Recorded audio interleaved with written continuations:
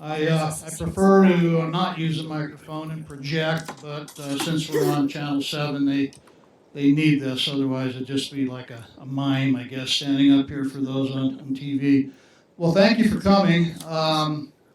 This is the first installment of Chat with the Chief in 2022, something we started many, many years ago. Uh, and we've been various places, and I've had anywhere. This is most definitely the biggest crowd that I've had. And I think it might be the aggressive marketing that took place that I noticed. I've had, the biggest crowd was 20, and the smallest crowd was 0 on things that we've done. But the whole purpose of this is just that. It's a chat with the chief. It is informal. I don't have a PowerPoint to show you. I don't have any agenda to talk with you about. Just, talk about things, ask questions, give you where we're at with some of the things you've been, seeing with our violent crime, some of the incidents that are taking place, and just kind of get an idea, kicking some ideas around. Uh, Again, it's just an in very, very informal chat. The one thing I will tell you is that I will not discuss any active cases. So we can talk about procedures and policies and all that, but specifics about any active cases we will not talk about. So yeah, with that, again, thank you for coming. I really appreciate it. You know, so I'm just about ready to start on my 42nd year at police department tomorrow. And so been here a while, seen a lot of changes, seen the community grow, seen changes in the police department, seen it increase almost 100% in officers and staff over my time. And, very proud to be associated with a fine group of professionals that are providing the law enforcement service to this community. Suffice to say, it is a very, very, very complex environment that we find ourselves in, not just in law enforcement, but the entire criminal justice system across the board. And I think if you've been paying any type of attention to what's going around billing specifically, you will know that. We have, everybody is lacking capacity. Everybody can use more officers or deputies. Certainly need more jail space. We need more public defenders. That, of course, rolls into more prosecutors and courts and judges and the whole thing. I have always said that if you change anything in the justice system, it affects everything else. And so if you add a whole bunch of police officers and you don't adjust for it on the back end, they're going to make more arrests, write more citations, which is going to affect the attorneys and the courts and the jails and all of that. So we need to be very mindful and very thoughtful about how we apply the resources that we have right now. And so, thanks to a very generous community, 2 years in a row, I'm going to assume all of you did. If you didn't, we'll talk later, approved safety levies to the tune of $11 million in perpetuity over 2 years. Now, that wasn't just for the police department. That's all public safety. But that speaks very, very highly of what this community thinks of their public safety professionals, the recognition of the problem, and the trust that you have that we're good stewards of your money and resources. And from the police department side, that's what it is that we're trying very, very hard to do. And I think we've been pretty successful. As budgets roll around, we're not rolling in extra money. We're not rolling in excess, running a pretty lean operation. And, our policy body wouldn't have it anyway, and neither would we. And so thank you for that. And again, if you didn't vote for that, we can visit a little bit later. But it's very important. And one thing that really allows us to do what we do is to trust with the community. There is absolutely no effective policing unless there is trust. And we work very, very hard to attain and maintain the community's trust. Now, we're 24/7 operation in what's relatively a negative-based occupation. All right, when we show up, something bad's happened, somebody's probably in trouble. One side likes us, the other side doesn't. Somebody may go to jail, somebody may not.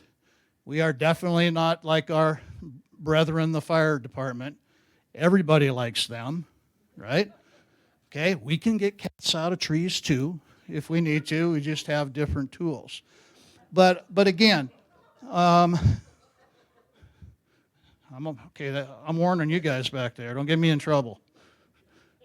So I'm saying it's a difficult thing, and to garner the trust that we've been able to so far, it speaks very highly for the professionals that you have working for the department, and they work very, very hard to do a great job with limited resources, to stay within their means, and to do the very, very best job possible. But that is not happening if we don't have your trust. And I am very well aware that we can go from the penthouse to the outhouse very quickly.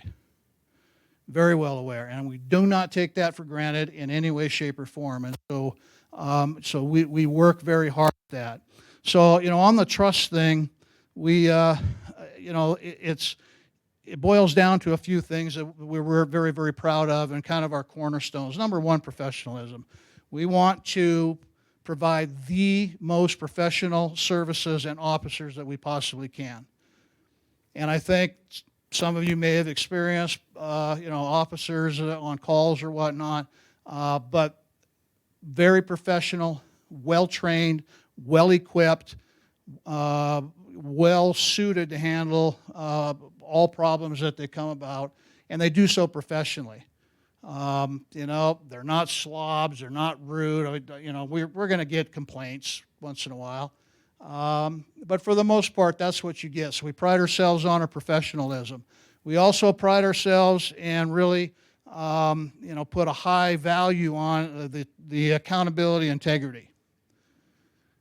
Okay, that is very important. We want to make sure that we're doing the right thing, the right way, at the right time, for the right reason.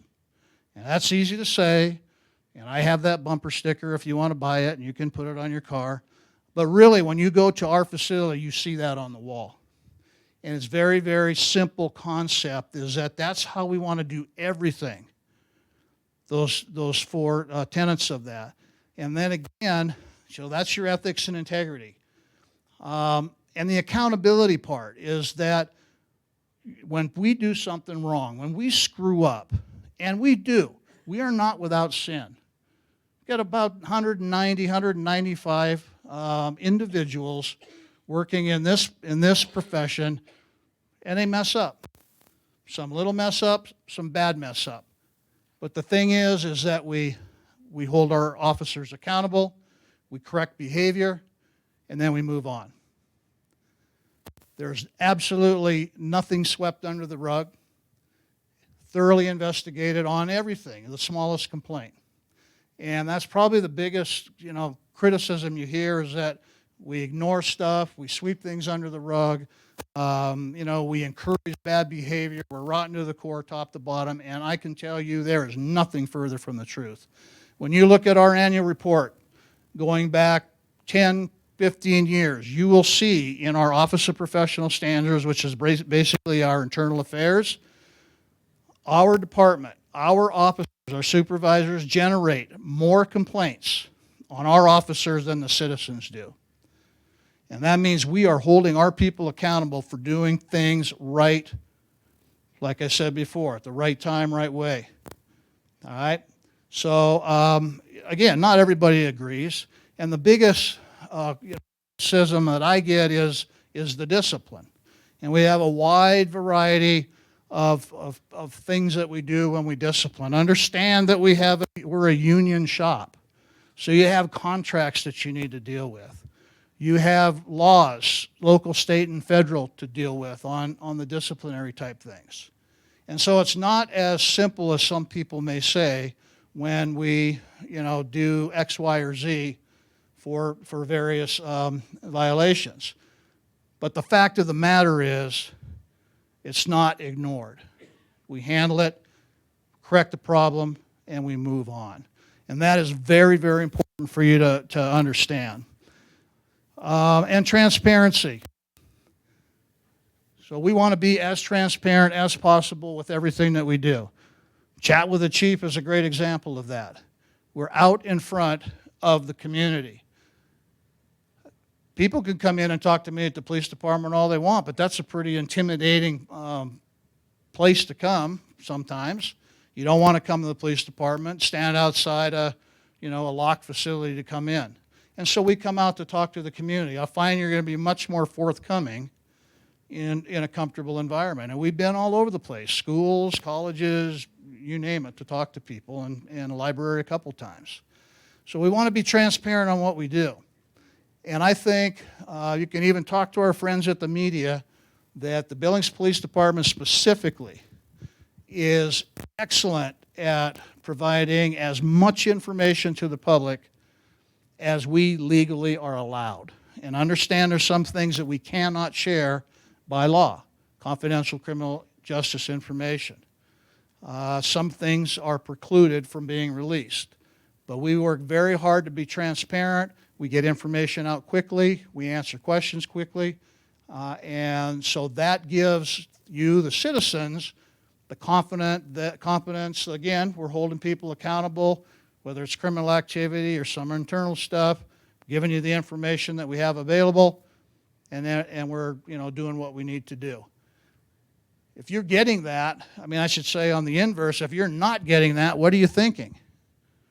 You're thinking, something stinks here. Something stinks. And that's not the where we're at. We pride ourselves and work very hard to make ourselves accessible.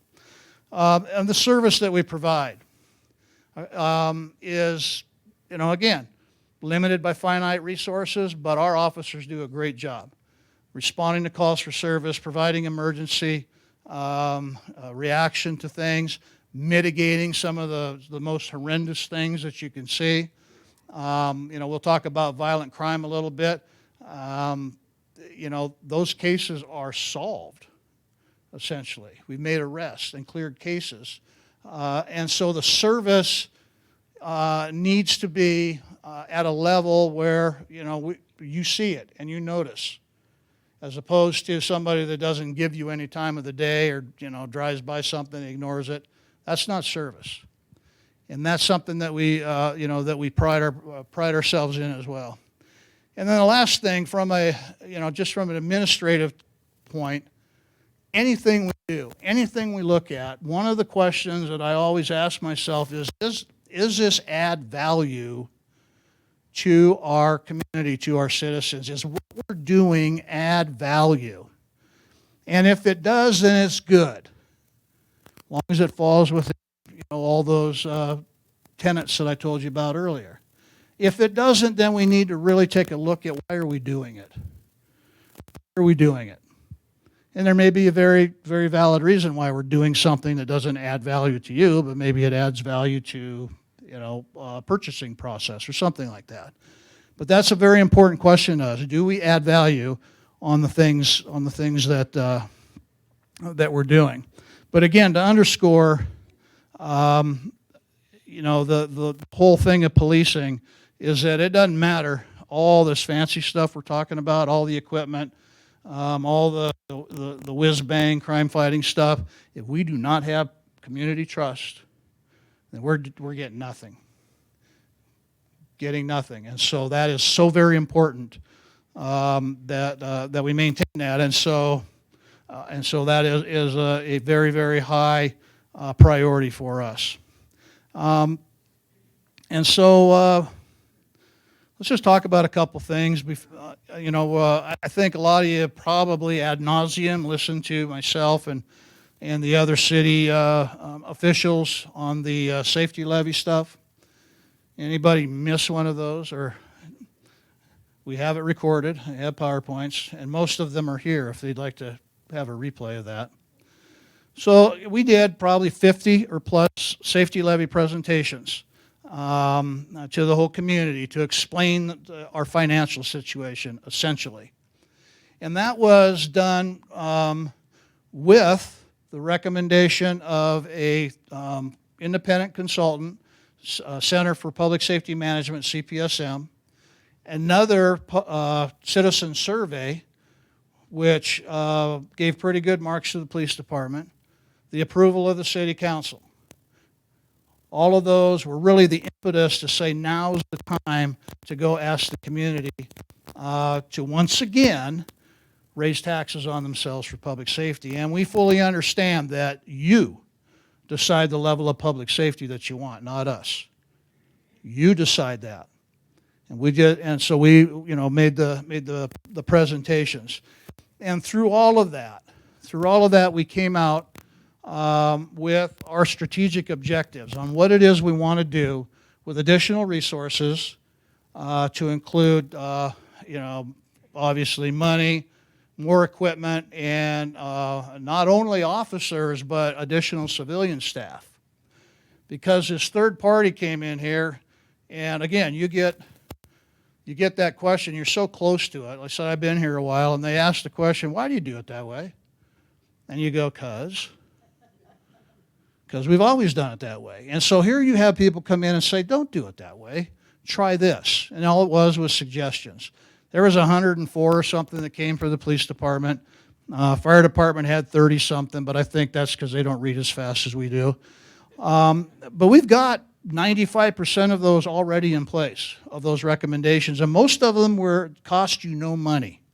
When we added officers, added assets, that's where the money came from. But the efficiency and effectiveness, a lot of it was just tweaking the way we do business, and those have all been implemented. And I think when I'm starting to look at 2021 numbers, we're seeing a little bit of positive impact on that. We'll talk about that in a second. But our strategic objectives coming out of CPSM and the safety levy were 4. First of it, we got to get a handle on violent crime. Absolutely have to get a handle on violent crime. In 2020, we had, 21 homicides? And then last year we had 9. Okay, so if you're going to blame the police department for 20, I'm going to take credit for 9. Okay, so that's good. That's good. It's still 9 too many, however. And then the dynamics that go around that. We always talk about the common denominators, methamphetamine. Now we're starting to see fentanyl on scene. But, almost always you have that drug nexus with the homicides. And so we need to get a handle on that. A lot of business people in the crowd here. It is hard to attract new families, new workers, when they Google Billings and they say, we're off the charts on violent crime.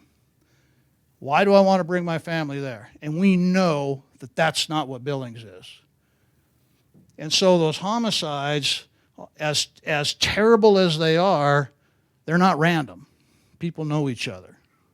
There's always a connection.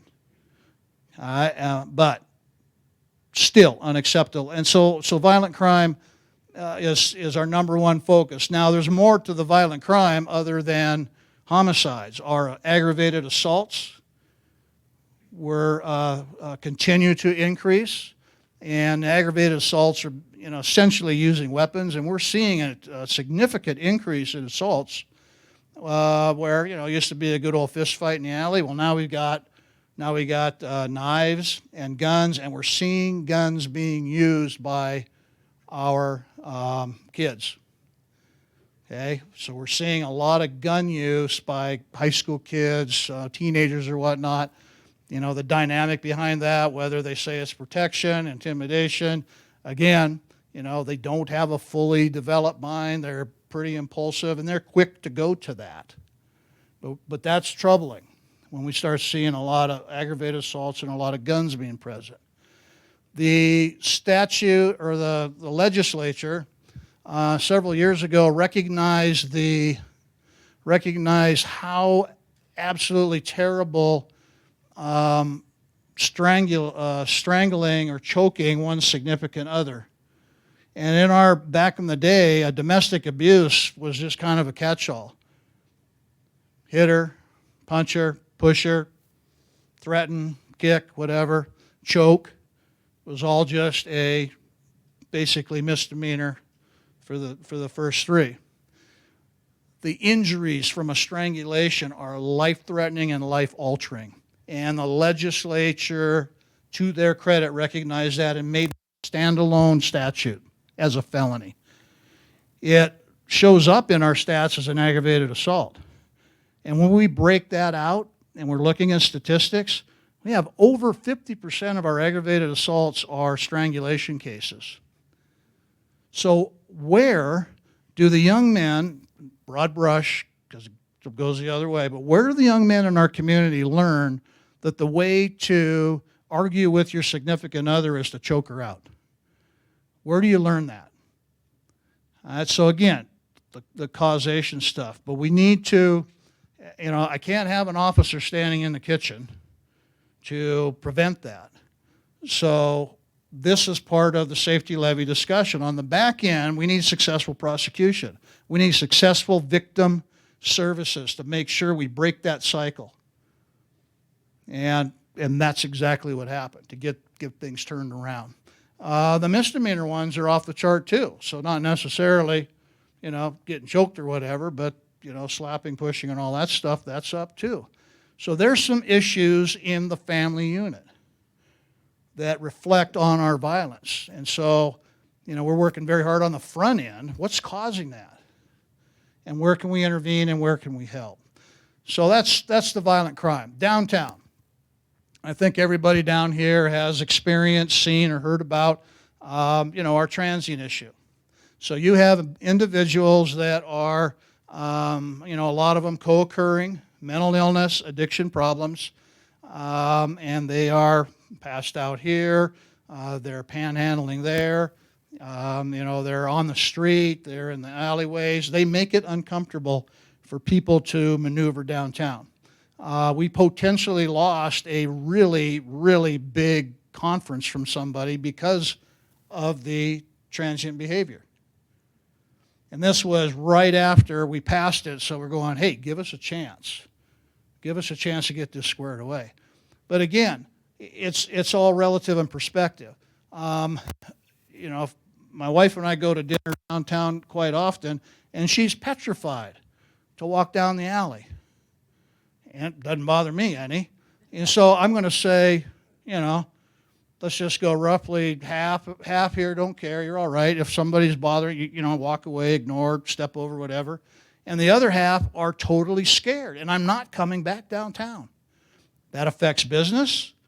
That affects livability. That affects the perception of people coming to visit downtown. Why is there nobody down here? We're the locals. Well, they're out someplace else because they're not having to deal with transient problem. So that has a real effect, both financial and both perception or reality of safety. So again, that's one of our priorities. The third one is traffic. I don't know why I said traffic. We definitely have no issues with our drivers. They're well behaved. They follow lights and signs to the letter with that. But in all seriousness, we need to do a better job there. We need to do a better job. And again, we got, I said this in front of the wrong crowd. I was talking to the Met drivers about something. I said, we got great roads. I mean, they're wide and they're smooth, and they booed and hissed and guffawed. I go, what? We do. We got nice roads. I mean, and we got people speeding and all that stuff on it. But seriously, I mean, we have serious injury accidents. We have fatalities, and they are totally avoidable, and they're unacceptable. And so what we try to do, we want to educate and follow up with enforcement, right? And so, again, I've got a 5-man traffic unit that does nothing but traffic. But unfortunately, because of the nature of some of the calls that we had last year, where we really needed some people for long periods of time, they weren't able to do just traffic. They get called off. It's like all hands on deck type stuff. And so, we see where we are with resources and allocation. And the last one was, and I don't talk about it too much because it's kind of out of my wheelhouse right now, but there was $400,000 and some change in the safety levy to help out with that mental illness and with the addiction issues, to help our partners, specifically Substance Abuse Connect, Coalition of Care. There's several out there that are working the problem from the back end. We know what's causing the problem. So it's intervention, it's prevention, it's diversion out of the system, and then you have enforcement there. That's what that group is trying to do. And there's a lot of fluffy talk and all this about this thing. Let me tell you what it is. Very, very selfishly from the police department is that I need a mobile crisis center. Okay? That's very selfish. There's a lot of work going on. I'm providing this service in this house and, that and the other thing.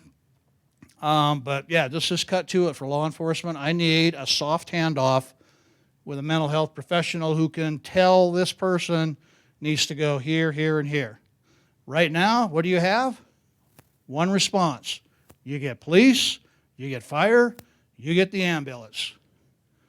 And if you remember, going back a while, we had 90-something people that cost this community, both public, private sector, $10 million of unrecoverable funds. And so if we could even get a handle on half of that, I wouldn't have been standing in front of you with my hat in my hand, because that's $5 million, and that's about what we got. So that's how critical that is. And here we are, we're on the front end. We're enforcement, right? I mean, since when does law enforcement worry about homelessness or mental illness? Well, we're the Swiss Army knife, and so we get called. So I need to be involved in that. Again, out of my pay grade, we got policy body, administrator. They're going to decide, what, where, how much, or whoever. But we are heavily engaged in that. And again, what's our goal? What's our goal with all of that in that population? Nobody dies on the street. It is unacceptable in Billings, Montana, for somebody to die on the street because they couldn't get care, they couldn't get a place, or whatever the case may be. And you and I know that we can go eat somewhere, find shelter, whatever the case, but we need to make sure that population is appropriately served. So that came out of the safety levy, and it overarched with the recommendations of CPSM. And so speaking of CPSM, along with that, the money part that you approved was additional resources in the form of officers and civilian staff. My boss, prior to the safety levy, had told me to keep hiring until I tell you to stop, knowing that it takes, if somebody's being nice to me, 2 weeks to quit or retire, and it takes 8 months to get somebody on board before you have a full-grown donut-eating cop. And so keep hiring until I say stop. And so we ended up in a situation where we had more officers on board than our authorized strength in the budget book, and it made a difference. It made a difference. We're spending money where we were supposed to. I'm not paying people overtime to work extra shifts. And it made a difference. So safety levy passes, and now I switch from overhire to filling the personnel recommendations of safety levy. And as it stands right now, we are at 161 and on our way to 166, and that is fully implemented safety levy. Okay, so council recently, because you don't get taxed and all that till November, and our budget doesn't start till July, voted to spend some money out of savings to get public safety going. Not just police, all of the public safety was involved in. And so we are full speed ahead. Since that has happened, we have basically promoted 6 command staff. We have balanced out a couple specialized units to improve the efficiency and effectiveness. and we're hiring on Thursday for more. So we are doing very well, fulfilling the recommendations of the safety levy, coupled with all the stuff that didn't cost you money. Just the things, our operational adjustments that make a huge difference. And so, so I'm very pleased to report that we're well on the way. Now again, I've heard whatever the case may be, people get angry. I called the police and, you didn't show up for half an hour or whatnot, and I just gave you a bunch of money. What's the problem? Well, A, it takes a while to get people hired and trained and up and running, and B, it took, about 10 years to get to the problem where we're at right now. It's going to take a little bit of time to undo that and get the numbers down where we want to be. And so, and the other thing is, it takes 5 police officers to staff one 24/7 period. Okay, and we got 14, actually, closer to 13. So my comment to people is, yes, I'm so thankful for what you gave me to staff this, but we're not going to be riding 3 in a car, and they're not going to be standing on every corner. You will see some augmentation of our staffing, and because of CPSM identifying problematic time periods and areas or whatnot, which we call focus policing, that we have adjusted our staffing to deal with those issues while, without having to put a bunch of other people on. And so those are the things that we're doing to fulfill the requirements. But I know people think, I just gave you a whole bunch of money. Where's all the cops? Well, it takes a while. Okay, if we hire somebody that's never been a police officer before, has never been to academy, like I said, it's going to be 8 months. You have the process.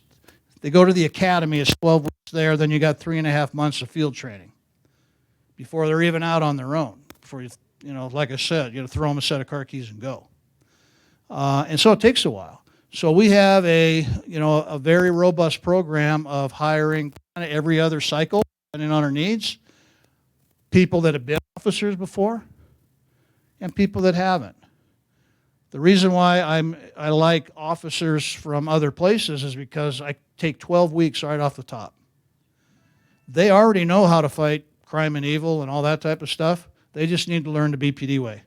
So if we need to get people on the street in a hurry and turned around, we will look for that. I further realize that there are some really, really, really talented individuals that have never been a cop. And so they're worth hiring as well because they bring significant skill sets to the table. So what are we looking for? The one thing that, a big thing right now is diversity. And we throw the net wide and far. And our hiring process is blind. When they come to me, I have no idea. The presenters will say, candidate A, B, C, or D. You'll hear shim sometimes. I have no idea who we hire until we're done. And what's important to that is that all I want coming out of the back end of that is the absolute very best candidate possible. That's what I want. And in the meantime, again, we continue to recruit to be reflective of what our community is, and bring the very best people in. What am I looking for in a candidate? Somebody who's got some emotional intelligence. They definitely understand their emotions, how to control them, understand other people's emotions, and what I get out of that is somebody that's empathetic, can communicate, can solve problems, very mature, and at the end of the day, when they stay with us, I got great leaders. I got great leaders from the base thing. And just about ready here to get a drink of water and let you guys get your questions going here. Actually, this is a pretty passive crowd as long as I'm talking, so good. That's pretty good. But what I'll also say is that the question always goes, especially in light of what's going on nationwide. Are we having problems recruiting police officers? And most definitely, the overall numbers that have applied have reduced. But when I'm only hiring, 3 to 5 at a time, I don't need to have 100 people put in. So yes, we've noticed that. But on the other hand, I've said it before, I'll say it again, Billings is an employer of choice. The police department is an employer of choice. People want to come here and work. We have officers from all across the country in the federal system that are working here and are doing a great job. And the reason why, it's, certainly, we're okay for salary and benefits. You're not going to make the Fortune 500 unless you inherited or married into it, but you're going to be okay, good benefits, good salary, department, a lot of opportunity for movement, lateral, a lot of other stuff that you can do. But what really attracts people to this department is the morale. The department morale shown by the troops. And it isn't coming from me, standing up there doing rah, rah, rah. Yes, I set the culture and I'm responsible for everything that takes place. Good, bad, or indifferent. And the good doesn't even count. The bad and indifference is what I'm responsible for across the board. But what we see are people, they want to come here because of the high morale. And that high morale is not created, again, by me or the command staff. It's created down at our ship level with the, thank you, am I glicking or something? Or thanks. Am I glicking? At the shift level. So the officers on the street, and more importantly, military guys in here, got a few, maybe? Don't be bashful. Who makes things work in the military? Got it up here. Okay, and this is a ringer too. We got a military medical professional. She said sergeants, and she is absolutely right. That first line supervisor is so critical to the overall morale. They get the work done for what's coming up high. And we are blessed, totally blessed with first line super. And again, of that crew that I promoted, I just talked about, 4 of them, 4 brand new sergeants, created by 1 retirement and safety levy money. Okay, and our system is kind of like a Pez dispenser, so one guy leaves and bing, bing, bing, bing, everybody bumps up. But there were 3 brand new positions, actually 4. 4 brand new positions that the safety levy and you paid for. I'm excited about that because the people we have in those sergeant positions are just outstanding motivators to get things done. And so again, that's where the credit lies on people looking this. First of all, we bring the right people in. When we get recruits because they like our morale and things that we're doing, I'm bringing the right candidate in. Thorough vetting of those people before they even get to the hiring process. And now I got the right person on the street. And 10 years down the road, when they kind of decide, do I stay or I go? The right people stay. And that's what you're seeing here. You're seeing officers stay. The ones that leave us are retiring. Nobody has left angry lately, okay? I've had them say, some family things sometimes or, greener pastures, but it's been a long time since somebody, took their toys and went home mad. That speaks volumes for what's going on down on the bottom end of things. And it has nothing to do with, with me specifically. All right, let me do this here. So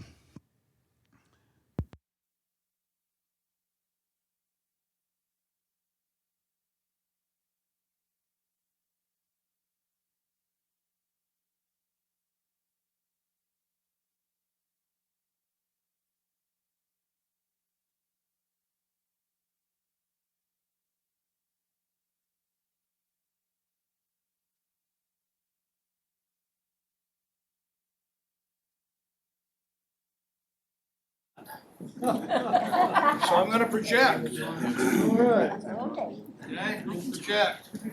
So how many batteries do you need? I got some batteries. What size of batteries do you need? Oh, they got some? Yeah, they're getting them there, so. Sorry. Yeah, I think the only people that may not be able to hear is Channel 7, and so we'll go from there. So what questions you have? And just remember the two admonitions I had. No active cases unless you want to talk policy, procedure on stuff. Yeah. Could you tell us more about the mobile unit that you'd like to have? What are the barriers to getting a mobile unit? Okay, the question was, talk further about the mobile crisis center, the mobile units. So essentially what we have right now, godsend to the police department, in particular law enforcement in Yellowstone County, is the Billings Crisis Center over here on 31st. So for us, if we have somebody that is, incapacitated, intoxicated, they're staggering, they're going to be a problem, they shouldn't be outside. The jail's not the right place for them. Remember, it's not illegal to be intoxicated in public in Montana. It's not illegal. It's not illegal to be homeless, and it's not illegal to be on the sidewalk. Okay? If you're causing a problem, if you're a threat to yourself or others, then we can take action. And so when we get those individuals, we own them. We own them. And so if I were to pick them up, dust them off, send them down the road, and they get run over by a car, that's on me. Actually, it ends up being on you because there's going to be some litigation. So, not the jail is the right place, and the ER is not the right place either, is it? Because we are basically talking about somebody that's just incapacitated because of intoxication, more than not. So they just need a place, a safe place to sober up, get some entry-level counseling or directions on where to go. And the beauty about the crisis center, they're not arrested. We take them there. It's a soft handoff, do a little bit of paperwork. In the crisis center, it's not a jail. It's not a detention facility or any way, shape, or form. They can hold this person for 23 hours, 59 minutes, and 59 seconds. And then they got to make a decision. If the person's in serious jeopardy or problems, then they can take them to the hospital or arrange for that. Or they let them go and say, here's some resources. And for us, it's a soft handoff, and I'm back on the street answering the calls for service. And so the mobile crisis concept is taking that service and putting it on the street and bringing it to the officers. And so there's a couple models out there that you're looking at where you have you're co-locating public safety. You have a crisis worker with law enforcement. You have them riding with medical. Several different models that we're looking at. But again, the whole goal is to bring the service to the officer, soft handoff. Cops are on their way doing other stuff. This was one of the big things that CPSM recognized. We're spending a lot of time tied up on stuff like this. That's at least an hour, probably. At least an hour for two officers. Now, we had a forum here a while back, and the one comment I made was that regardless whatever program comes into place, and let's just go with mobile crisis, is that the number of calls that our communication center receive will not go down. Nothing's going to change there. We're still going to get the calls. And we cannot subrogate or offload responsibility to make sure everybody's safe, to include the individual, the mental health worker, or whoever shows up. So we have to go and make sure it's safe. The difference and where you're going to see financial impact is how long we spend on the call. It's not an hour, 10, 15 minutes, and we're back at it. and we're back at it. And in a perfect world, they're not having, calls waiting where all we're doing is just running from call to call. That we are properly staffed, that now we can engage in the proactive policing, and that's where we make a difference. When you get in the middle of stuff and interrupt it before you become a victim. That's where we're effective, as opposed to just going, can you clear? Because I got another call. Can you clear? All you're doing is just running and running and running.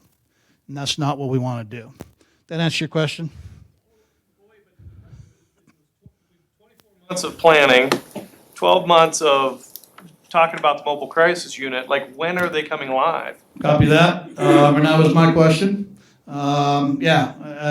We need to move forward with something. And I sit on that E-board, and yeah, I hear you. I don't have an answer. I tell you, we're working on it. You have, the fire department is invested in it as well. Right now, the model is them responding with the mental health and all that.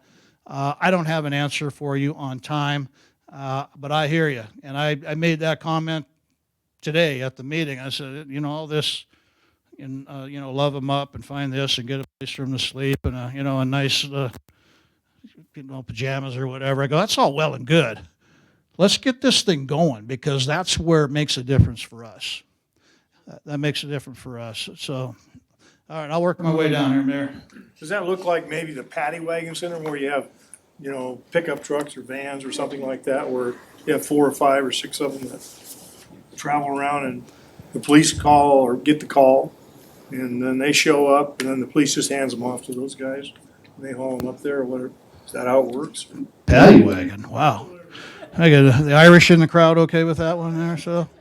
Well, yes and no. I mean, there will be a dedicated unit, and whether they are on patrol waiting for the call, or if they're just going to dispatch from a central location. Also in this laborious process is trying to get mental health workers in the communications center to further screen the calls that are coming in and get the right service, based on questions that they asked. And so this goes to, some of the stuff, people get upset when they call, somebody's breaking into their car right now, and they get 3,000 questions from the phone operator. And they get pretty upset because they're going, we get some expletives in there, just send somebody here. Well, we're on the way, but more information the better. So this is the goal of those callers, is to really drill down on what's the issue and what's the proper resource. So maybe I need somebody that's a suicide intervention, for example, as opposed to somebody that's had too much to drink. And then they can dispatch. So whether they're out roving around or coming from a central location is yet to be determined. I think if we were going to go right now with that model, Chief Valdez, the fire chief, would probably utilize one of his mobile response trucks or vehicles or whatever they call them. They prefer to call, what we call trucks, they call them apparatus, whatever that is. But I think if we went right now with that model, that's what you would see out there. And you would see probably, 2 firefighters and a mental health worker. But again, send them forever. Who's going first? Who's going first? You're a great student up here. So, thank you. Yeah, police is going first because we got to make sure it's safe. But the difference is once I say it's safe, we're gone. Mayor, you had a question? Yeah, Chief, I hope it's okay if I stand and hear you better. Appreciate what you started about trust, and how critical that is to the department and the community. In a lot of communities, that trust has been eroded, where you have officers behaving badly and have resulted from excessive force and death of citizens and injury of citizens. I appreciate your the necessity of not commenting on active cases, but Billings has had a disproportionate number of officer-involved shootings in the last couple of years by national standards, and so we need to be sensitive to that, obviously. So can you comment, though, on existing past policies on the use of non-lethal means for making apprehensions, What are national trends there? How are we doing in tracking that in our training? Because that's a 800-pound gorilla and that's in the room, and we need to address it. You're not the 800-pound gorilla, Chief. You're not even close to that, you know. But 750. something like that. Something like that. So, can you at least comment on that big picture? Yeah, it's a very loaded question. You said, yeah. It's a very, very sensitive and difficult topic, not only here but across the country. And our policies and procedures as it relates to use of force is contemporary. It is revisited every year. It's adjusted as needed. We add stuff. We take things away. It is in line with, if you go back a few years, right out of the chutes from George Floyd was a concept called 8 That Can't Wait. And it was 8 recommendations on things you should or shouldn't do with use of force.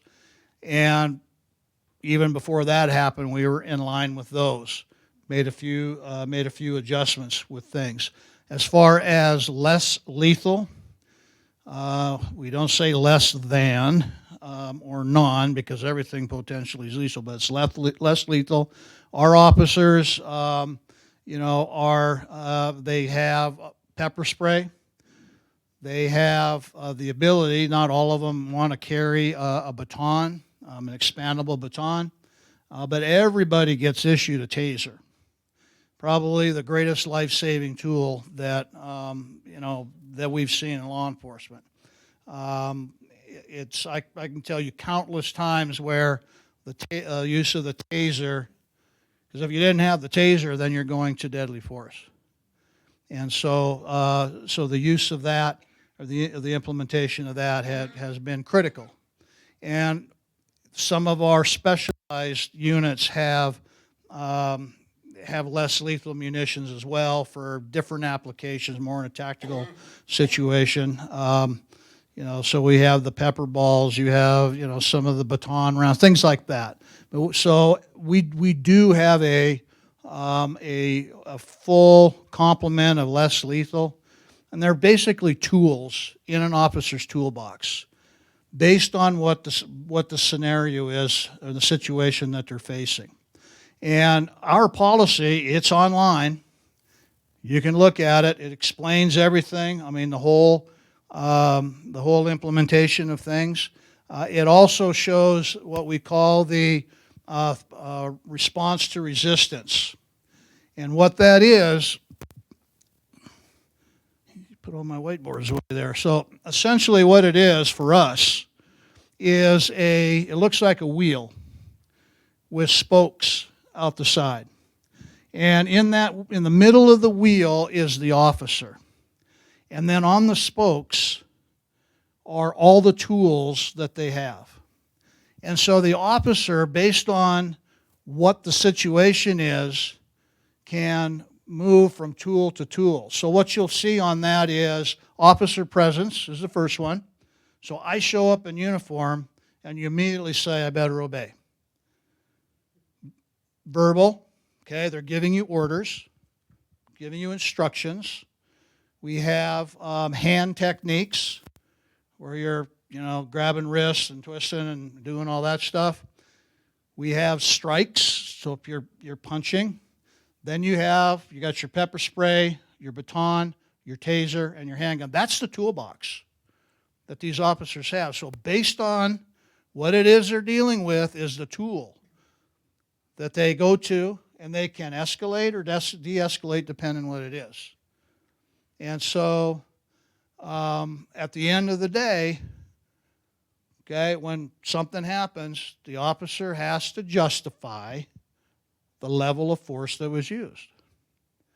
He has to justify that. Be right with you there. Okay? And so that's our use of force continuum. What you'll see in other places are linear, whether it's vertical or horizontal. You'll see those too. It's exactly the same concept, but the reason why we don't do that is anytime you put something linearly, how about that, in a line, what's the question going to be? If I go from here and skip a bunch, okay, why didn't you do this, this, this, and this? And now, so think about that. If, I'm faced with a deadly force situation, and all of a sudden your expectation is for me to go, I'm a cop, I'm in here uniform. Don't do that. Okay, and I'm trying to work my way through. So now I'll hit you, tase you, pepper spray you, just to get up here to where I need to be. So again, common sense application, but our circular is how we deal with that. But it's exactly the same comment or same concept with that. And so that's the use of force. Now, we also, when our officers use force, and there's certainly a level of threshold, they have to do a use of force report. That's a separate and above from the incident report. So the use of force report documents everything that took place, why, what was used, where the injuries were at on both officer and suspect. And that report is reviewed by the supervisor, by the shift commander, all the way up to the assistant chief to determine the appropriateness of the use of force in that particular case. So you have multiple reviews. If it is within policy, within training, sign off and we go. If we have something that's not in policy, is outside of training, then what do? We now have to correct that behavior, so it's either discipline, remedial training, whatever the circumstances are. So you have multiple reviews of any use of force. And again, when you look at our annual report, you don't get all the details, but you will see the numbers of how many times we use force, what type, all that type of stuff. You will find out it's all public. So, ma'am. Thank you for your service and for whole force. I really appreciate it. This is a follow-up question to the mayor. Once upon a time, police were trained to shoot for the knee. I mean, they went directly for the use of force, but it wasn't aimed to be lethal. It was just to incapacitate. Is that still a practice? No longer a practice in the training, or where is it something short of a lethal? Yeah, that was never a practice. Again, I've been here for 42 years or 41 years, and that was never a practice. And it's always been, first of all, when we're using deadly force, it's to stop a threat. Understand that, it's to stop a threat. And always taught to shoot at center mass, the largest area. And so it is unrealistic. It is Hollywood-ish to think that people are shooting guns out of hands and hitting arms and all that.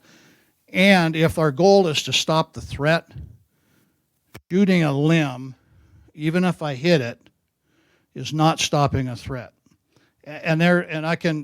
There's a website out there that shows you all this stuff. You're talking about when we're in a situation, or the thing that, a police officer doesn't get up in the morning and say, I think I'm going to go shoot somebody today. Okay, that just doesn't happen. I mean, you have to understand the trauma. Not to mention you have the family on the other side and the loved ones that lost somebody. You have an officer who is truly in fear for his life. Truly in fear for his life. And some of them don't cope with that, and they quit because they can't grasp that. And so, we don't get up and just drive around thinking, I think I'm going to get in a gunfight today. And, be right with you, sir, and every single shooting, I'm going to say 99%, is a act-react situation, and the officer is always in the reaction. You're always behind the curve on stuff. There's all sorts of stuff. It's not feasible. It's not realistic to shoot somebody in the limb intentionally. Okay, you got people moving. This isn't standing on the range at a piece of piece of cardboard. People move. A lot of dynamics to that. So I don't know where you heard or saw that. It's never in any of my experience been a practice. So hope that answers your question. I'll go right here, sir. Yeah, so they have this toolbox, but in reality, they end up using a gun. So 19 people have been killed in the last 10 years by local law enforcement. And I don't know if you think that's a lot or just about right or not enough but there are some cities of the same size who kill nobody in that same amount of time. There are, the Washington Post has a database, and compared to Texas, Montana cops are killing people at twice the rate as Texas.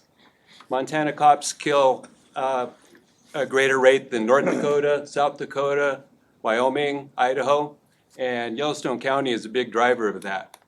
And I just wonder, looking back, everything is justified, except the Richard Ramirez case cost the city $500,000. But everything is deemed justified, but can you do anything to prevent these things going forward? Well, certainly. And first of all, your earlier comment at 0 is what's acceptable to me. Like I said, we don't go to work every day looking to get in a gunfight. But on the other hand, when you look at all these things that you're talking about, you have officers that are victims of violent crime. They are being threatened with a weapon. Okay, and let's just take police officer out of the picture, and let's just say it was you. You have the same right to protect yourself as the officer does in those situations. I would assume it wouldn't happen, and you're asking me what are we doing to fix that? How about we quit doing methamphetamine? How about we quit ripping everybody off? How come we quit being paranoid and all that stuff? Again, well, I was there was an op-ed or something talking about a California city that had 0 in 12 years since 2012. Well, that was erroneous. There's 3 in the last 2. So, let's just get to it. I don't want to have any officer-involved shootings. I don't want to have 9 homicides. Okay, we need to get back to where Billings was. Being a pretty friendly place. But the fact of the matter is, we got problems with drugs. We got methamphetamine, we got fentanyl, and we got people who are packing guns and are very, very, very, very susceptible to use them. And who gets called? Who gets called? So we have to deal with that and roll up on something, and within a fraction of a second have to make a decision with limited facts. Okay? And so I hear what you're saying, and we can go around all night. People may agree with me or may not. I'm just telling you, it's a complicated thing, and we're doing everything that we can from the treatment side of things to the enforcement side of things. All of our officers, and we're working through, we probably got maybe 50, 60% done, are going to crisis intervention training to deal with people that have mental illness or under, to recognize it, that if they say, no, I'm not going to do this, it's not because they're just being defiant, it's because they got some issues, and we had another tool in the toolbox to get them the help that they need. And so again, we'll go from there. You've been patient. So on a positive note, I worked downtown, been down there about 20 years, and I don't know if you can speak to the MAP program, but having talked to Officer Lennick, the people that come downtown, I think there's this big problem. I can tell you in the last 2 or 3 years that faction of the public, the homeless / transient population, isn't nearly as prevalent as it used to be. I don't remember what he was saying, like 60-some success stories of people getting to be put in treatment instead of wandering the street, causing problems, going to jail. And kudos to you guys for doing that and cleaning that up down there. I mean, it's leaps and bounds better than it has been in a long time. Well, thank you for that, but a lot of work to do, especially as we get into the warmer months. So I'm going to go on this side of the room, sir. Yeah, we have this is related to the mayor's comment. We have a son who's high-functioning autistic, otherwise known as Asperger's syndrome. About 5 years ago, he was involved in a situation where 2 officers beat him up. And we have a video of it. It was totally uncalled for. He was not a threat. He was following their orders completely. He was on, we have the dash cam video if you want to see it. It's 5 years old.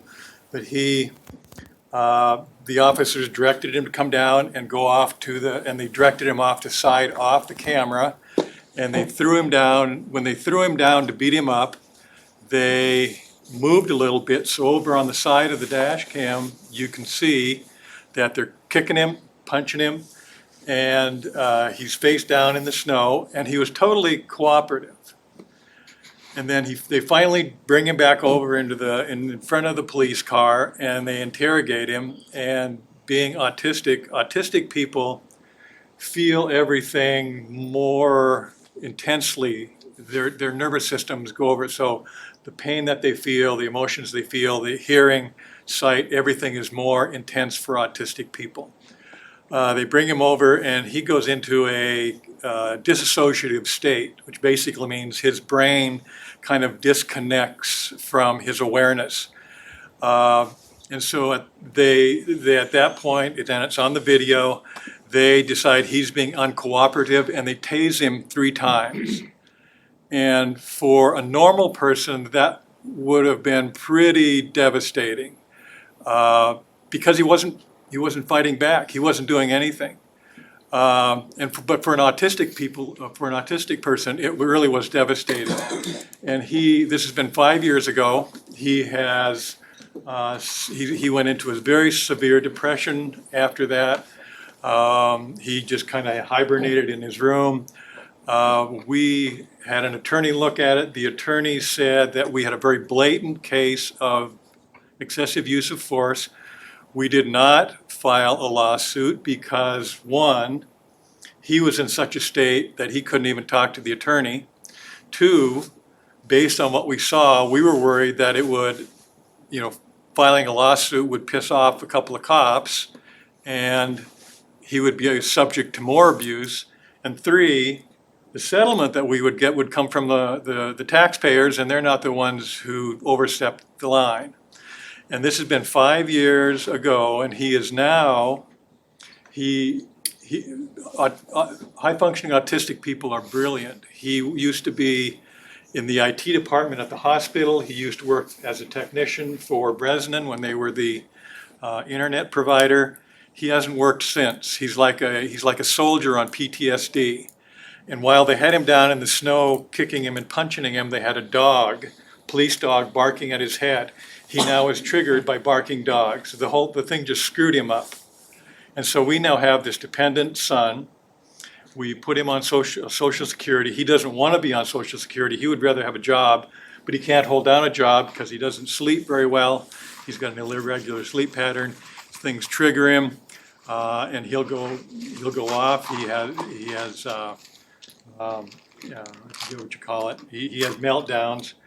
And as you said earlier, when you were saying that if there's no trust, there's no effective enforcement, was that your term? That's what we see in our family. He has absolutely no trust. We have no trust for the Billings Police, and we don't like to say that because we both grew up having tremendous respect for law enforcement. I grew up in Billings. I moved away for 18 years. I worked for 2 cities in City Hall. I knew the police chief first name basis. I had a lot of respect for law enforcement. That has been broken. And nothing ever happened to the officers. It was Ihade and Becker. Nothing ever happened to them. Okay, well, again, I'm sorry, go ahead. He is scared to death. If a policeman were to come to our door for anything, he just can't handle it. That's how deep this goes. And it's so wrong. It is so wrong. He feels his life is in danger. So when you leave, if you would give your information if you like to Assistant Chief in the back there. I can't comment on all, obviously I don't know the details, so, but thank you for your comments, so. Greg, what do you got? My question is, when I was on the department, we didn't have any shootings in 7 years, and I do agree with the gentleman back here. I'm not saying that the drugs are any worse, anything like that, but it does seem like our officers are going to the firearm a little bit more rapidly than how it used to work, how it used to be. And I guess, is that a reflection on the lower use of force that is getting penalized for officers, that when they do use a lower sense of force, they're getting their hand slapped for that versus, well, if I get my hand slapped for this, how high do I need to go? Do you feel that's creating that situation within the department? Are you saying we discipline officers for using less force and we encourage them to go to deadly force? That's ridiculous. Allowing these officers to handle themselves prior to going to the firearm, yes. Absolutely. Yeah. We have all the tools. We just finished an entire week of ground fighting, which is basically hands and wrestling and all that for the entire department. And to suggest that I encourage people to go to deadly force as first option is, The proliferation by the police department as a whole, the implication, not saying you would ever do that, I'm not trying to point a finger at that. I'm saying that when you go from not having a police officer involved shooting in 7 years to the number that we have had escalate over the last 2 to 3 years, when methamphetamines were a situation then, just like they are now, fentanyl might be a little bit different, but we had other drugs back then. I have to question, where is there a breakdown in that? I think that's a fair question that he's asking and I'm asking. yeah, I got it. I hear what you're saying. You heard what I told him.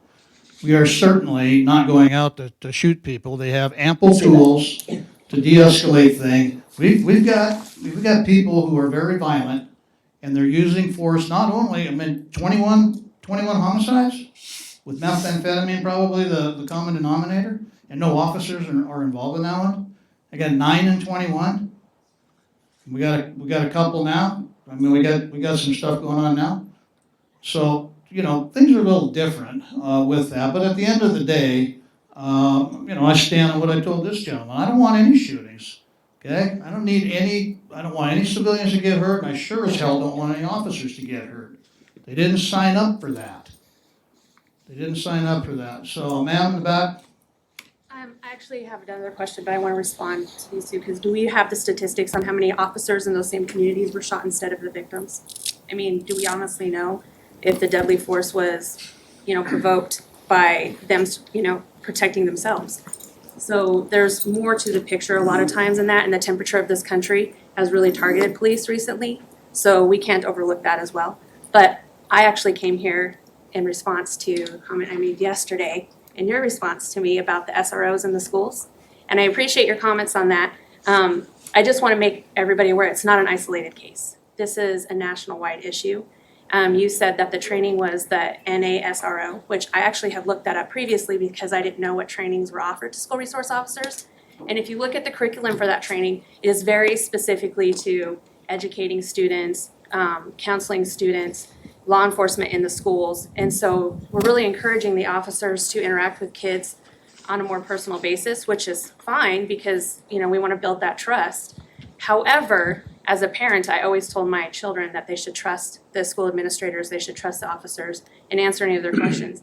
And for kids that enter in those situations where they're being investigated for a crime unknowingly and questioned by these adults without been reading their rights, without parents' involvement, they're being targeted for crimes. And it goes against their constitutional rights. And I didn't see anything in the training about constitutional rights. I think this is a bigger problem than just the police force. The SROs really need to be educated on this matter, that a child should never be questioned in response to a crime without parental involvement, ever. And the second part of that is, if it's an outside the school issue, I don't care that there's students at the school, why is that not being investigated on the police level instead of utilizing the school and administration as agents to investigate these crimes, which again goes against their constitutional rights. So it's an issue we need to address with the city, the police department, and the schools to combat this issue that is a nationwide problem. And so my question is, going forward, looking at policies, can we implement something that would inform these officers what their constitutional rights of these children are and to make sure, absolutely ensure that parents are always involved.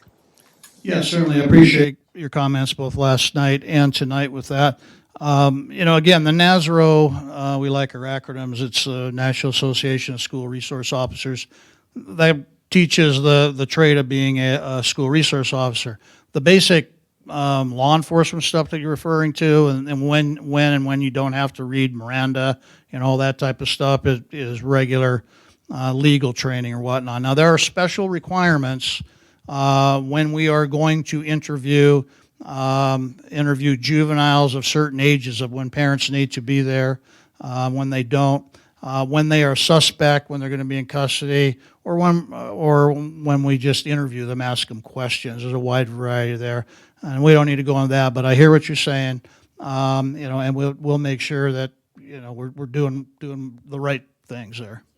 2011, the Supreme Court did rule that children should be allowed to be given their Miranda rights if a parent isn't even involved, like if age of majority, which I can tell you, this is not the first time this has happened to my child, and it's not the first time this has happened to my child in this state. It was in another state. We moved here because of the way he was treated in another school. My son also has high-functioning Asperger's, and so he struggles with social interactions with adults. And when he's being questioned by adults, he doesn't always have the proper responses. It might be a whatever dude, and that prompts an aggressive response to him. And so, again, what I'm stating is, I don't see where we've invited law enforcement into our schools as a protection. I think most people in the community actually sees them as security officers and don't realize the level of involvement they have in investigating crimes at the school level, surpassing parental rights and utilizing the school facility as a way to usurp the constitutional rights and the parental rights. So I'm going to double down on the fact that I think that there needs to be more done, and where you were going with this is this is kind of what happens in certain situations, and I'm telling you that parents, A, either need to be involved, or kids, B, need to be read their Miranda rights, and that is not happening. Hear what you're saying. So, and we do have, from your communication with me, we have the complaint starter and are looking at it as I indicated. So, again, if we need to make policy changes, we do. Again, those are moving targets, I guess I will here. All right, back there. Now, Catherine, I'll come to you next. I was gonna say, when this does happen, when an autistic kid or something needs help, I think maybe the kid should be told, what it's supposed to be, and then let him go and tell his friends or whatever, and let it pass on to other kids and stuff. That's all I really wanted to say, if that makes any sense or not. Yeah, I understand, and to the whole situation, not just the Asperger's, but to the whole situation. In another part of the country, they're using a little catchphrase to avoid the things that we're talking about, which says, comply now, complain later. Because a lot of the things that we get into is that people, specifically if they're under their influence, are not following lawful orders of police officers and end up resisting, and that's when weapons come out. That's a problem. So I said, do what the officer says and complain later. And that way we don't have that use of force situation. Well, Catherine, go ahead, please. So police officers are in positions of public trust, and your procedure, policy, code of ethics, and oath of office 2.1 says that this is for off-duty and on-duty. And it says that as far as private life, police officers will behave in a manner that does not bring discredit to their agencies or themselves. The officer's personal behavior must be beyond reproach. How is it when this is a basic policy? How is it? And where is this learned that this is acceptable or that they can get by with it? How is it learned that officers can do some very unscrupulous things? there've been several incidences in bars, not just the one in January, but in previous years of officers getting into fights and scuffles, getting drunk in bars, driving drunk. There's been instances of 3 officers involved in sexual misconduct. There's been some really awful things done by some officers that are still on the force. How, I guess I've pondered this last year, how do people learn that that's acceptable to anybody? What are your thoughts about that? How, you know, as you head the police department, and you've heard me for the last year, what have you been thinking about where people that come in to be officers, where a certain number of them learn that it's okay to behave in such terrible ways? Absolutely. Well, I don't know where they learn it, but I will tell you this. First and foremost, that all of those things that you're talking about, yes, that happened. Yes, they were terrible. Yes, they violated the trust of everybody here. And whether you agree with me or not, and here's where we disagree, where we don't agree, is the discipline. Every single one of those individuals was disciplined to some extent. Understand, not every officer is the same. Not every situation is the same. Not every, their personnel files. There's different aspects, not to mention the stuff that, we have to deal with the laborers and, and all that type of stuff. So that happened. Here's what I 100% want to tell this crowd, that that's on me. That we have those things take place is 100% my fault, because I am not doing a good job of making sure that they understand the expectations of our rules of conduct and our code of ethics, and that there are consequences for that, and that they are held to a higher standard. The other thing I will say is that there are not many occupations, maybe a couple, that hold people accountable and discipline them for off-duty behavior. When they're off, they're on their own time. Somebody comes back to work on Monday with a broken jaw and they got into a fight at a bar, so you need to take boxing lessons. Okay? For us, that's subject to discipline. There's not a lot of places that do that. So we definitely require our officers to hold that standard. And yes, Catherine, I agree with you. That's on me. I need to do a better job making sure they understand. And the way we do that is we double our efforts on the education, the expectations. It's certainly not lost in this department, the opinion of things that took place over the years. It's certainly not lost on me. But again, there's a wide variety of things. And like I said, every single one of our officers commit a foul are disciplined. What's disagreed with is what the discipline is. And I have, things that I look at. We got to talk to attorneys, got to talk with the bosses and all that. So yes, I hear what you're saying. No, it's not learned. But it happens. You're dealing with people, and we correct it, and we go. That's all I can say on that thing. Tom, you've been patient.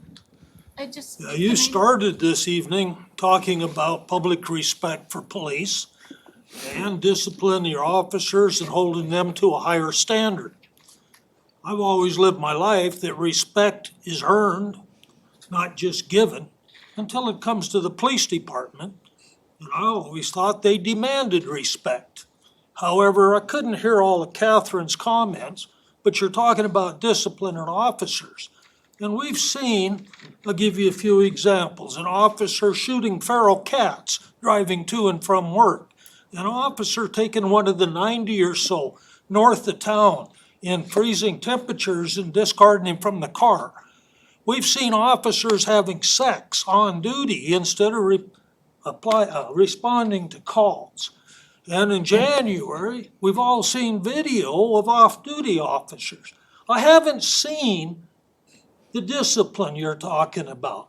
I cannot respect a police department that doesn't show me the discipline you're talking about, holding the officers to a higher standard. I have lost my respect for your department because I haven't seen the discipline. What are you gonna do to help me get respect for your department? Well, I, again, hear what you're saying on all of those, and yes, it happened. Every officer in the end, first of all, let me say, let's not be painting the entire police department in a bad light for the actions of one or two or however many you're talking about here over the years. Do not do that, okay? So I have 161 right now, and they're all doing a pretty damn good job. And so some misbehave, and we got to deal with it. Every officer is entitled to due process, whether you like it or not. I am to, summarily execute them and hang them from the light post because they did whatever. All right, so there's due process, there's an investigation, and then ultimately there's discipline. Here's where, we deal with, and that falls on me, is where the discipline lies. And that's a whole nother thing. So again, I hear what you're saying. There are a lot of good things going on, and don't let one person in this particular case, most recently, taint your view of the whole department, because there's some damn good work going on right now. Because I haven't disciplined yet. The process is still going. We're not doing anything until we're done, right? Otherwise, it would be premature. Catherine, finish up, please. Sorry. When you're talking about discipline and there's no other, or a few other jobs that hold the kind of success, I have to disagree with you. I worked as a health physicist in the nuclear industry with the highest level of clearance. And on duty, off duty, wherever I was, I could not cross the boundaries in my personal life, and else that clearance was taken away. And as a Lutheran pastor as well, pastors live with that same kind of standard. And so I think there are other occupations that expect that. And I tell you from my experience, I've seen people suffer the consequences and not be allowed to continue. I just see, and my question all this year is why in some cases, and it's not just one or two, and you know that, but why in some cases have people been allowed to do over and over and over again? And you said to me that part of it is the union and the standards of the union imposed on you in terms of discipline. Can you talk some more about that? And what do you think you might be able to do to change this? Well, I didn't say that the law enforcement was the only that holds people accountable off duty. I know there are others, most definitely, but a great majority not. Again, our disciplinary process is very, it's complex and involves a lot of things, and there's a lot of dynamics to it. And the thing that we need to make sure that we're doing, if I don't handle the discipline right, and let's just say that I fire somebody and they grieve it and it goes to arbitration, then I get the employee back plus back pay. So we need to make sure that we are, you're looking at similarly situated situations. Again, the history, the egregiousness, whether there's mitigating or aggravating factors. There's a whole bunch of things that we look at in that thing. And then there's time. And in our contract is that discipline stays on, I'll get you a second there. Discipline stays on for 24 months and then it falls off. Well, that's the contract. What would you like me to do? Violate the contract? And then that's the problem. So, if somebody, they have multiple violations and then after 2 years they start falling off, then I can't build on things like that. So those are all dynamics. Catherine, at the end of the day, I'm telling you, we hold our people accountable, we discipline them, we correct behavior. If somebody's salvageable, and this is a big thing for me, because you have invested a lot of money in these officers. I mean, if they're a total train wreck, then they need to go, they need to go. But for the most part, if I'm looking at somebody who's salvageable, then it's worth the effort. And I will tell you, the ones that I've given second chances to have all taken advantage of it and have just excelled with that. And so, being a Lutheran pastor, I think grace is something you probably talk about a lot. Oh, no. Okay, well, No grace. no grace at all right? No grace for the cops. But, yeah, and so in any case, that's part of my thing too. And a lot of when something goes haywire, that's the first time I know that there may be a problem. We may have, marital problems, or we may have a drinking problem, or we may have, whatever the case, there's something going on to cause this thing, and a termination is not necessarily the right answer for everything. It is in some cases, but maybe not for everything based on the totality of the circumstances. And I mean, there's books written about this stuff. Greg, I'm gonna go over here, I'll come back to you, and then you get to go next. Yes, ma'am. I was arrested 3 years ago and I didn't do anything wrong and I, abiding in the law. I was more scared of the officer than I was more scared of the officer than he was of me.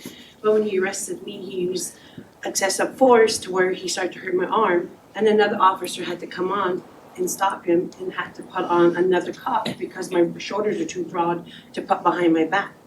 Then when I go to the jail, the officer taunts me and says that I had a wig on my head because I had a perm and I poofed it out into an afro. And I said, no, this is my hair. And he said, take off your wig. And I said, it's physically impossible for me to take off my hair to hand to you. He asked my brother who was arrested with me, is that her hair? And he said, yeah, that's my sister's hair. So they put me in a cell opposite from my brother. And then 4 officers come in, they wrestle me and they force me down and one puts his knee on my neck. And I can't breathe, but I don't want to move because I don't want to get hurt or tased or put in the chair. So then they start pulling on my hair and ripping it to where it starts ripping back on my scalp here. Then the officer stopped and said, hey, that's your real hair. And they let me go. And I don't know why nothing was ever done about it. Okay, so again, I'm not in a position to comment. I will have you, if you're interested, you can leave your name and information with the assistant chief back there. I will tell you that you're talking at the jail, that once you're at the jail, we're done. So your second part of your story is going to be Yellowstone County Detention Facility and the detention officers. Front end would be us. So again, if you're interested, give your contact information, assistant chief, and we'll look into that for you.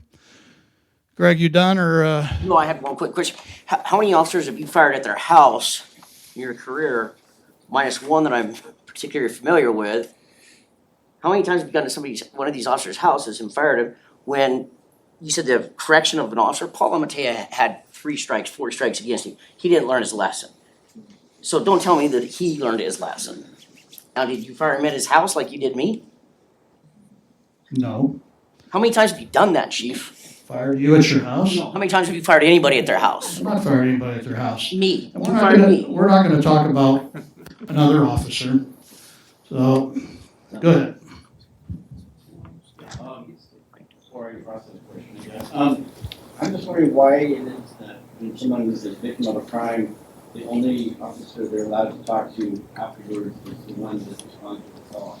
I was experiencing a series of vandalism.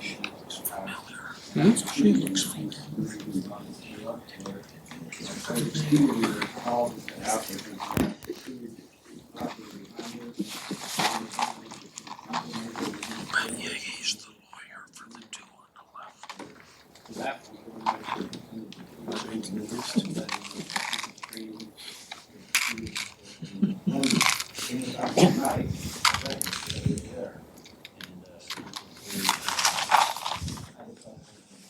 Did everybody hear his No. comment or whatnot? Basically, the question was, he had an incident, and the information he's getting, the experience is that he can only talk to the primary officer that showed up. Nobody else would talk to him, kept referring it, and then that guy goes on days off, vacations, and all that type of stuff.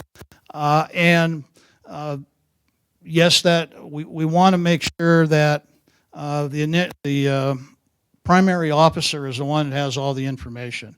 So somebody that follows up later that has no idea what it is. So if they are available, if they're working, that's the person that we want to talk to you. We discipline people for not answering their voicemails and stuff like that. If we find, because I'll get these, I get them a lot. It's like I can't get a hold of this guy, and we have all sorts of CIA whiz-bang stuff to find out, who's looking in their voicemail and all that. So it's part of our policy that they need to respond to you. If, for example, your case is big enough, if you will, it'll be sent to detectives, and a detective will be assigned the case, and that's the person that you'd be referred to. But your situation here is unacceptable.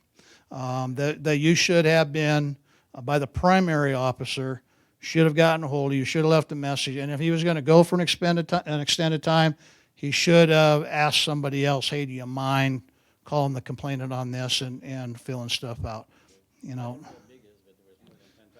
Well, let's just say, a burglary with suspects, or you got assaulted or whatnot. The officer's going to do what they can on the front end, and then they're on to other stuff. So some stuff's going to go to detectives, but if it's a series of trespassing that you're talking about, is that what? Yeah, so that's going to stay with the officer.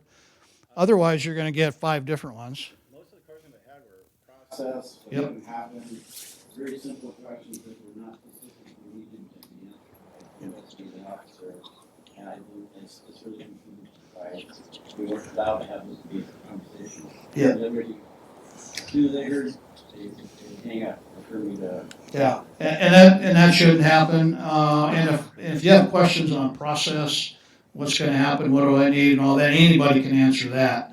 But if it is I got a suspect, I got some more stuff I want to add to the report, things that are more finite and detailed, then we like that original. But you shouldn't get blown off.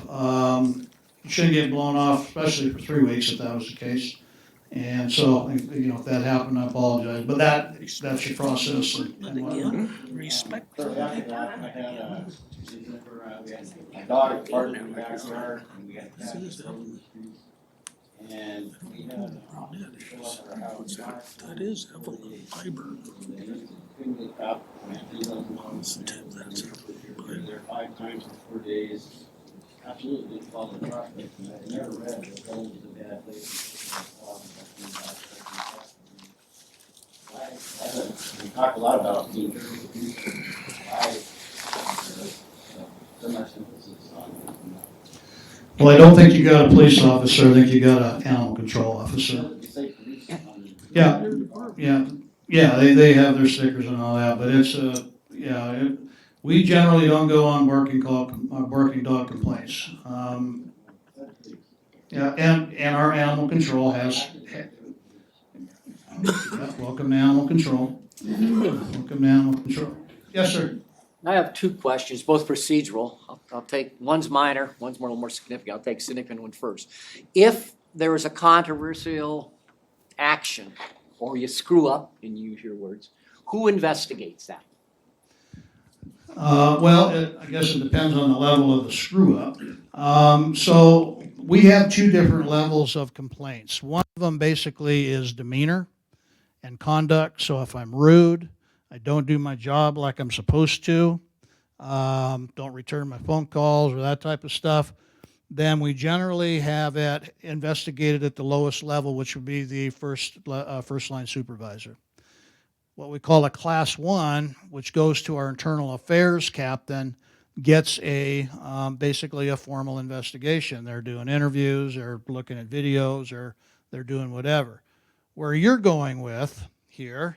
So let me put words in your mouth, if I may. So we have a big incident, and the officer-involved shootings is probably the biggest issue that we have, because it absolutely is required when we have a critical incident, similar situation with an officer-involved shooting. We need to have a systematic investigation.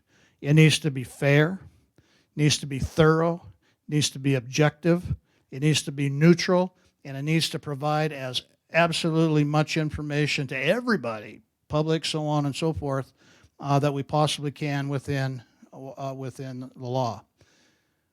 Here in Billings is where you're going, if I can put more words in your mouth. There is nobody else to help us with our critical incidents. The state of Montana says they're bringing agents in here to help out with things. So what we have going right now is it's not the gold standard. They have one or two of their agents that are in Billings that assist us and ultimately take the hand off of the case, and then they do the overview, they review it, and do the paperwork and submit it to wherever. There's nobody else here that we can just say, we had an officer-involved shooting, take the whole thing. Is that the same situation in every other city in Montana? No. Well, Missoula, Bozeman, Great Falls. I mean, the big cities. yeah, and this is the question I had for my peers. Department of Criminal Investigations is a Department of Justice, basically detective side of things. And I always see when they have an officer-involved shooting, the DCI comes in and does the investigation. I'm going, they all live there, or what? What's the deal? Why can't we get anybody? The last time I said, yeah, we'll take it, but we're coming from Great Falls. That's not acceptable. So we've had several meetings with the AG and my counterpart with that, and they are moving agents here to help us with that. So the two incidents that I'm not talking about tonight, DCI have. Okay, we're in a position. We did stuff on the front end. They pick it up. They do whatever they do and handle it on the other side. If I'm reading you right, you're working on it, you're hoping to get an outside agency. Absolutely. But at this point, you investigate yourselves. To a point. About 3/4, let's just say that. 3/4, and then there's a handoff. But again, there's nobody else to do it. There's not a state agency that, This is what I'm talking about. They bring two people to an officer-involved shooting. Okay, so yeah, they help out down the road with interviews and evidence processing, and then we give them the case and they do the additional follow-up. It's not the gold standard, 100%. This is the one thing, the mayor has been very vocal about it, and we put a lot of pressure on DCI. Get some people here to help us. DCI, Department of Criminal Investigations is from Department of Justice. So the state has their crime fighters as well. They do criminal stuff, there's drugs, there's alcohol, gambling, and whatnot, but that's the other agency. The sheriff's office, they can't, they got 6 or 7 in their division. The highway patrol just chases taillights. The FBI is not going to get involved in a local thing unless it ends up being a civil rights violation, and that's not determined till down the road. So again, we're just And you got the county attorney's office. county attorney, yeah. And so we have here's our review. So the case is done. DCI had their involvement on the back end. They review the whole case. They write a synopsis of it. They let us know whether it's thorough, whether they need to do some more work, whether we need to check on something. And then when they sign off on it, then they send it to the Yellowstone County Attorney. Okay, now here's our definite line, so that, again, not the gold standard, but that objective, neutral agency is just doing the investigation. Okay, the county attorney is responsible to review it for any potential criminal charges. In Montana, we have a coroner's inquest. That's state law. We don't have a what's the word, help me? Grand jury. Thank you. We don't have a grand jury system, so the coroner's inquest is the citizens convened by the coroner to listen to the case. It's presented similar to a criminal trial, and they determine whether the shooting is justified or not. And then the respective department is responsible for policies and procedures. And that's the 4-tier thing. And so there's where you have your review across the board. I've had 3, I think, cases because of people calling or complaining, go to the FBI. I have no problem with other agencies looking at our investigation. And I understand the concern, and we're working very hard to correct that, but I understand where the correction has to come from. It's coming from another agency. So we're working on some things with that. So give me your simple question here. Well, concerns cameras. What is the policy when an officer should turn on his camera? At the incident, when he gets the call, when he gets out of the car, when should that camera be engaged? Yeah, all of those, ideally, if we know we're gonna go and have some citizen contact or whatnot, then we want that camera turned on. However, the policy also says is that if, you do not have to subject yourself to getting injured to turn the camera on to make sure you don't get a letter from St. John. I hear what you're saying. Now, when in our review, where are we looking at that? Is that at the coroner's inquest? Is that at the state level? Is that the county attorney? What is that? That is a policy review with the police department. And so, we're just rhetorical here. So I'm gonna say, okay, we need to fix this. So I'm gonna say, officers, 10 minutes out from whatever car you're going to, you have to turn on your body camera. Is there any reason we can't do that? There is, because we have system limitations. I've got, 80, 90 officers that are running body cameras, and we get into storage issues and replication and all that stuff. So, and that's a whole nother chat with the chief, but yeah, and our cars, for example, they pre-record 30 seconds, 60 seconds ahead before, and I don't have to turn the lights on, I've got it for 30 seconds. Body cameras, again, we're working through that. So, yeah, there's a solution to that. I hear what you're saying. And I got, again, we don't have the gold standard, but, we have never, in an official capacity, been accused of giving our officers home cooking on anything. It has been objective, it's been thorough, it's been fair to everybody, and it's been reviewed at several different levels. How So, about the voice recorder? what's that? How about the voice recorder? Well, that's the body camera. That is the Yeah, body got- camera? yeah, I got That's the- how you turn it on? Yep, there's a button there. And again, so it's not a panacea. When we have seen body camera video, again, we review all use of force. When I'm going hands-on and wrestling somebody and I pull someone in, it bumps the camera and turns it off. You have things like that. TV hasn't been our friend. I mean, I know some people think that we have a drone over our head giving the 360 view. And it's not. And it's something as simple, of where it is on the body, what it's going to be for your, what you're looking at. It's going to be a different perspective, and, you get into the mechanics of that. So, in a perfect world, in the scenario you're talking about, we'd love to have the camera on, but it wasn't. So that's what the policy is. When we're going to go on, when we're going to go on a call, we know we're going to have public contact, and we want that turned on. However, At what point? I guess that's the question. yes, sir, right in the middle. Yep. Have you any assurance from the library that the book lockers are not being used as drops for contraband, documents facilitating money laundering, or the smuggling of Mexican avocados?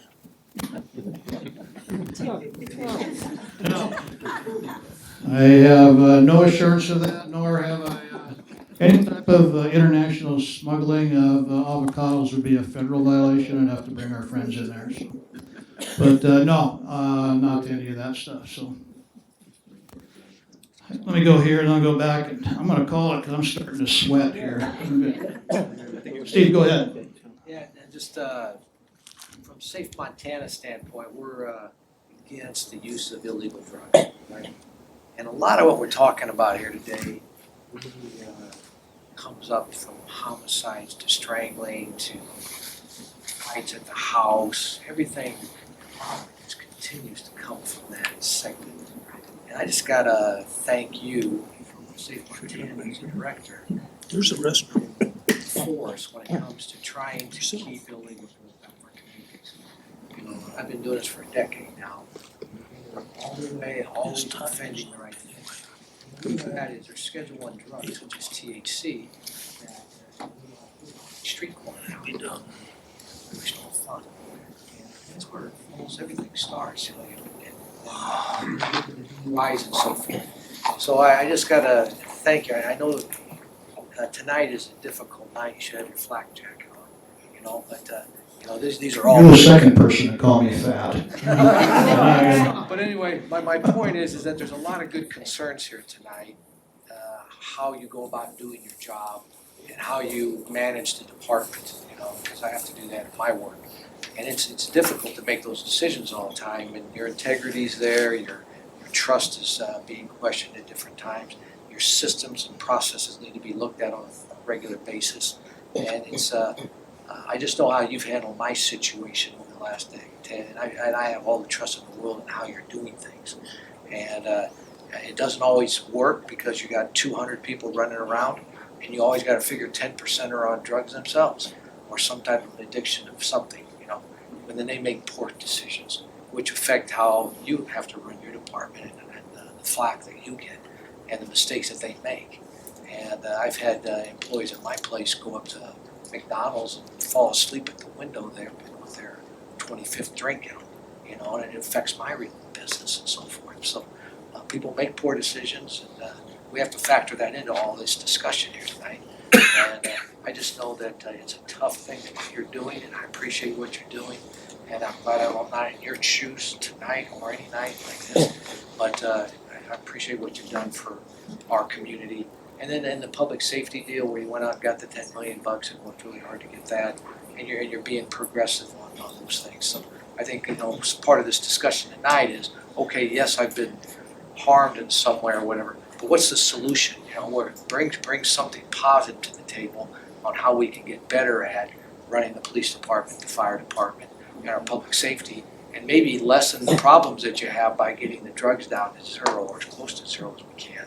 And get the meth out of here, get the THC contents of 85% gummy bears out of here and so forth. So we have you know, the Yellowstone County Commissioners voted 3-0 recently to put the thing back up for vote. So I just don't think pot shops out in Yellowstone County is a good thing with recreational. So I'd like everybody in here to think about that and vote for overturning recreational marijuana activities for the, you know, the state as well as the counties. So anyways. Good. Well, Steve, thanks for your comments. I appreciate it. And yeah, difficult discussion on that. And one thing before we end here, you know, and Steve made a good point. We talk about identifying problems and all that, and that's easy to do. You know, obviously, we're just picking at the things that, you know, you've been wronged or we've done badly or so on and so forth. But again, a lot of things are done right. There's more good than bad going on in this police department. But the one thing I would say in this, in closing, is, you know, again, I'm committed to community engagement, and, you know, if you've been around here a while, you should know that. I don't hesitate to get out here and talk to people, and, you know, some cases take a beating, in some cases not. We recently, and this was at the impetus of a former council member, and then with the support of the council, created a Citizens Police Advisory Board. It is, they're not unique to Billings. They're all over the country. There's different levels of involvement. We had one years ago that was advisory to me. Again, you know, what we see when Ferguson, Missouri took place, we had the same national conversation. So we had a Citizens Police Advisory Board which was advisory to me, and we talked about stuff and all that, and eventually it died on the vine. And so fast forward to George Floyd, we have another push for the advisory board. This time, this council member wanted some stick-to-itives, got support from the policy body, and it is codified. So it is a formal board and commission that we meet once a month to talk about stuff. Now, it's narrow in scope, just like any public meeting. There'll be minutes, there'll be agenda, there'll be public comment, and all that type of stuff. But that's how people can get engaged with stuff. And the other thing I'd offer up is that we have a Citizens Police Academy. We try to run it twice a year. Coughed and sputtered during COVID, but I think we're up and running again. Very popular program. It is hands-on with police officers and detectives on all the stuff. And it's free, with the exception is that if you like what you see, I ask you to be an ambassador for the police department. To answer the what if, the rhetorical questions or whatnot. And a lot of people, too, turned into volunteers for us. That is another workforce that is a force multiplier for us, our volunteer program. We would be awash in abandoned vehicles. We look like a third world country if that group weren't out there doing what they do. So there are opportunities to engage with your police department. I got all my techie guys over here. We did podcasts a while back and, the Facebook Live and all that stuff. So there's a lot of engagement, and we are available. Understand the transparency is as transparent as state law will allow us. I get it. There's a need to know, and there's a want to know, and sometimes we can't cross that. So, all right, I got to go potty, and that's on Channel 7. So, thank you so much for coming. Thank you so much for your candor and your comments, and do it again, I guess. So, thank you.